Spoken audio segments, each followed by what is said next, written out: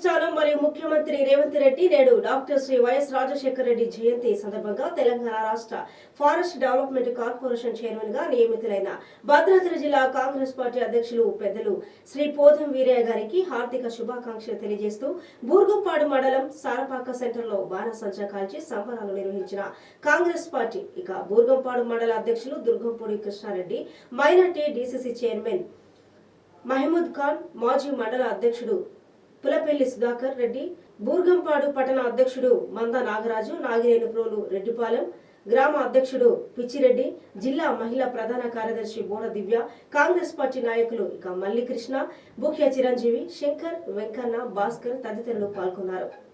వాళ్ళ కష్టం గుర్తించి పొదివేరే గారి కష్టం గుర్తించి పార్టీ మారని వ్యక్తి అనేది దృష్టిలో పెట్టుకొని ఆయన చేయటం చాలా సంతోషకరంగా ఉంది. అట్లాగే కూడా మన జిల్లా నాయకత్వం మండల నాయకత్వం కూడా పార్టీ నమ్ముకున్న వాళ్ళకి ఎవరికి కూడా అన్యాయం జరగదు. కాంగ్రెస్ పార్టీ ఏదో ఒక రోజు గుర్తించుద్దని మనం చేసుకుంటాం. సంతోషాన్ని వ్యక్తం చేయడం జరిగింది. మరి అది చెప్పాలంటే పొదివేరే వీరయ్య గారు మరి గత ఎన్నికల్లో చూస్తున్నట్లయితే కాంగ్రెస్ సింబల్తో చేతి గుర్తు మీద గెలిచినటువంటి అందరూ కాంగ్రెస్ పార్టీని వీడి మాజీ శాసనసభ్యులు పొదివేరే గారి నాయకత్వం